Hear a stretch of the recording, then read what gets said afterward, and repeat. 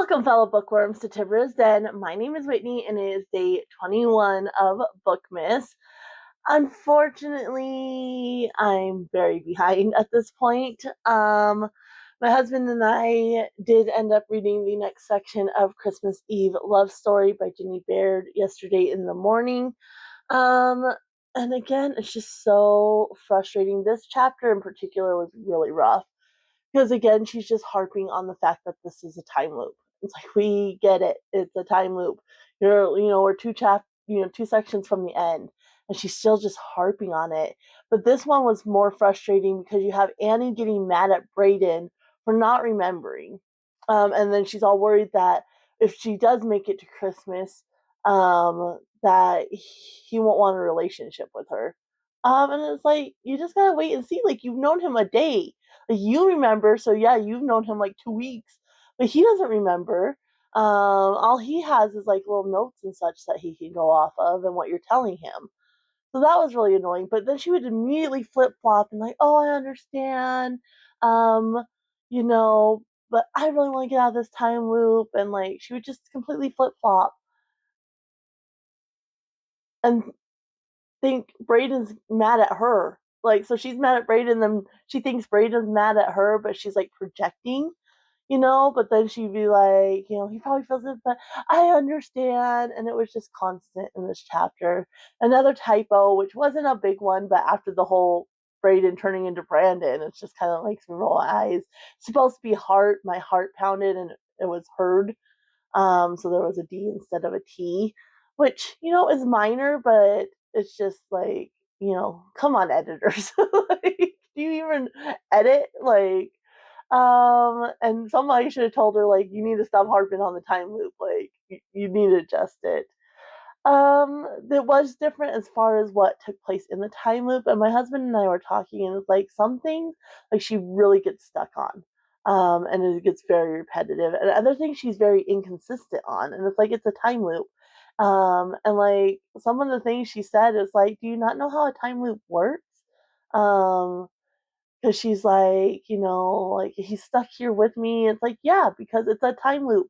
Everybody you interact with is stuck there with you, whether they remember it or not. Like, you're not going to just be doing the same day over and over by yourself. It's a time loop. So yeah, the last chapter in particular was kind of irritating. But there's only 2 seconds to go. We kind of talked, and tomorrow we might just finish it off. So that way, Christmas Eve, since we're going to be going over to his mom's and such, we don't have this to read. Because Christmas Eve is also like one of the chunkier sections as well. So we might just finish it off on the 22nd. But that's tomorrow's problem, and hopefully it wraps up in a satisfying way. But I'm really getting irritated. Like, I want to love it. Like, I like kind of the cliche, cheesy romance aspect of it, but the time loop is not done well.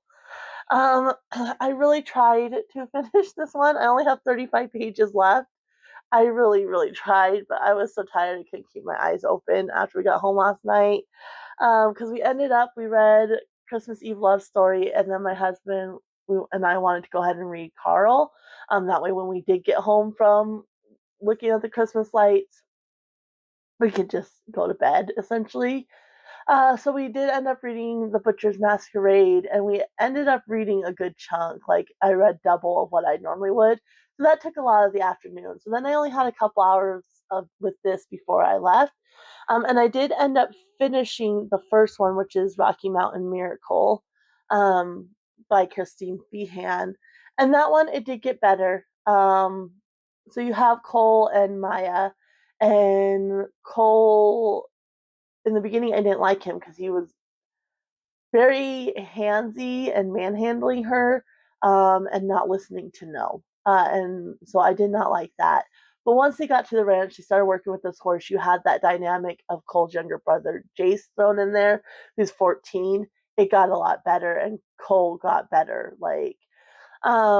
So basically, you have Cole, and he's come back home because his dad gets murdered, and he learns that he has a half brother that he didn't know about, who was born after he left. And so he has this half brother, and he's now named the guardian of it. but somebody murdered his dad, and there's just weird things going on at the ranch. Like you have a horse, that's the whole reason Maya ends up coming out, because a horse got ran through a fence. You had like a loose post that almost took Jace out, and he would have fallen down this cliff. Maya slips on some ice that should have been there, because they have covered walkways with like heat in the concrete, to keep it, ice free and such, because it's Wyoming and such. And somebody sprayed water on it, and I'm assuming turned off the heat, because if they just sprayed water, like if the heat melts the snow anyway, like it should have been fine. And so she slips and bangs her head. So just weird little things like that. There's some maps that are missing, and you learn something about Cole, because it's rumored that he killed his dad and he's going to take out his younger brother, and but you learn something about him. And so he's trying to figure out what's going on, essentially. And it's a blizzard, so Maya is there trapped with the brothers. Oh, excuse me. And they both hate Christmas, because their dad would get extra abusive around that time of year, but she loves Christmas, and so they like try to, put Christmas tree up and such for her. And so yeah, I really liked the dynamic with them together, and then you get like an epilogue 4 years later. So I liked it. It was a really fun holiday romantic suspense, that I ended up enjoying more than I thought I would at the beginning.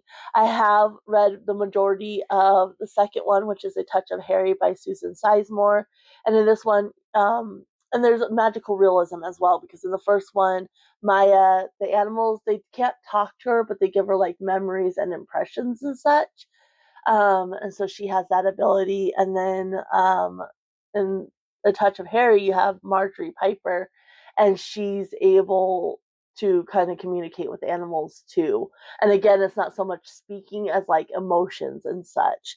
And so she's also a veterinarian. Maya's a veterinarian in the first one. Um, and she's driving home one night, and there's this dog and then this wolf that cross the road, and somebody's shooting at them. And so she ends up getting the wolf and taking it back, and the dog, and taking him back to her practice. And then the wolf turns into a man, and or there's a man in the wolf's place, and then ends up the wolf disappears. And then she meets Harry, and at this point she has learned that Harry is the wolf. And he's trying to track down these missing teenagers that are also shapeshifters. Um, and she's helping him with that. And he agreed, in exchange for her help with finding the teenagers. He didn't tell her, because at that point she didn't know he was a shapeshifter. Um, he would help find this wolf for her, but she just learned that he's the wolf. But there's only 35 pages, and so I'm wondering how it's going to wrap up with the teenagers, because there's not that many pages left, and with the romance too. But so far, I'm actually really enjoying it. And so I will finish this one today. I know I said that yesterday, but my eyes just would not stay open. I definitely could have finished this yesterday, but I just need to go to sleep. So I will finish this today. And that means I did not touch The Holiday Mix Up, again by Jenny Baird, which I'm hoping I love this one more than I love the Christmas Eve love story. But this one, like I said, it's based on that movie While You Were Sleeping, which I absolutely love. And I like the characters and such in the other one. It's really the Groundhog Day trope, so I'm hoping I can love this one. But I need to read that today. And then yesterday's pick was Deck the Halls by Mary Higgins Clark and Carol Higgins Clark, her daughter. And so this one's only 202 pages. I could definitely read this in a day and work on something else. So I'm hoping I can finish this one up today, along with A Touch of Harry in this one, and then make progress on this one and whatever today's pick is. So we'll just have to kind of see how that goes. And then, of course, tonight we're going to be reading the next story in Mystery for Christmas, edited by Cynthia Manson. And this one is going to be Whatever Became of Ebenezer Scrooge. I did already figure out the pages. It's 19 pages, so it should go quick. And that is by Tom Tolnay. So that's going to be today's read in this one, and then of course we're gonna read the Butcher's Masquerade. We actually kind of want to finish it tonight. There's only 100 pages left, but that takes away from reading this. So we shall see. But we need to figure out what today is. It's the size of a contemporary romance. So let's go ahead and rip into it and see what we have here. Because, yeah, it feels like another contemporary romance. So we'll find out, though, here in a second. I can, as always, struggle to get it open. Okay.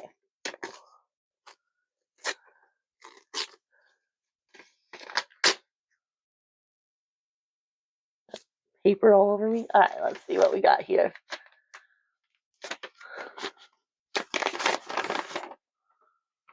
Yep. Okay.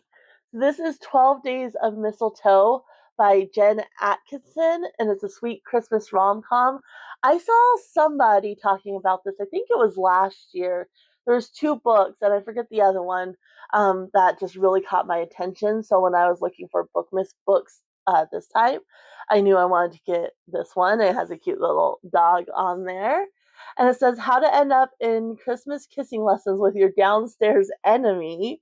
Break apartment rules? Guilty. Send holiday cards to the downstairs neighbor's grandma? Done. Accidentally become said neighbor's fake girlfriend for a family Christmas photo? Wait, what? I, Bonnie Miller, am no troublemaker. I'm just an anxious girl trying to keep my emotional support pup in a no pets apartment building. But my downstairs neighbor is determined to be my personal Grinch and get us both evicted. Just when I think things can't get any worse, Elliot Eaton offers me a deal I can't refuse. Suddenly I'm playing girlfriend and giving mistletoe kisses to my sworn enemy, all to keep my home. Who knew that breaking one little rule would lead to a fan-mistle-tastic holiday? 12 Days of Mistletoe is a closed-door, laugh-out-loud, warm-your-wintry heart rom-com. If you need a book with all the feels, some mistletoe kisses, and lots of holiday spirits, look no further. So I'm going to be interested to see how I feel about this, because I used to work in, the veterinary field as an assistant, and I also did dog training. So I'm very well versed in service dog versus therapy dog versus emotional support. And actually, emotional support animals are allowed in no pet housing, with no additional fee. And so I'm going to be interested to see how that's done, because it sounds like maybe she doesn't really understand, since he's trying to get her evicted because of it, when all she really would need to do is go get a letter from her doctor. Um, and so, yeah, I'm going to be interested, because they're not, you know, classic pets. They're not service animals. There's a very distinct difference between emotional support animals, service animals. Emotional support animals are not allowed to go out in public places where pets aren't allowed and such, where service animals are, because service animals are trained for a specific task, where emotional support animals are just emotional support, but you obviously need them in your life. And then therapy dogs are the ones that go around, they're very trained, and they're the ones that go around and visit. So anyway, I'm interested to see if it's going to annoy me because of that aspect, or if I'm just going to eat it up because of that aspect. I'm going to try not to be too harsh on it, and just kind of go in with looking for a good time, but we'll have to see. So I'm very excited about this one, and it's not terribly long, I don't think. Let's see here. 316. So, and the font is huge. So I think it's going to be an easy read as far as that aspect goes. So yeah, we got some reading to do. So this is what we're looking at. My priority is I do want to finish a Touch of Harry in the Shadows of Christmas Past, which 35 pages, easily done. I would like to read the full Deck the Halls, and I would like to at least read a few chapters of each of The Holiday Mix-Up and 12 Days of Mistletoe. And then, of course, we'll read our next story in mystery for Christmas, and we're going to read The Butcher's Masquerade. So I got some reading to do today. We were going to make Christmas cookies. I don't know that we're going to do that now.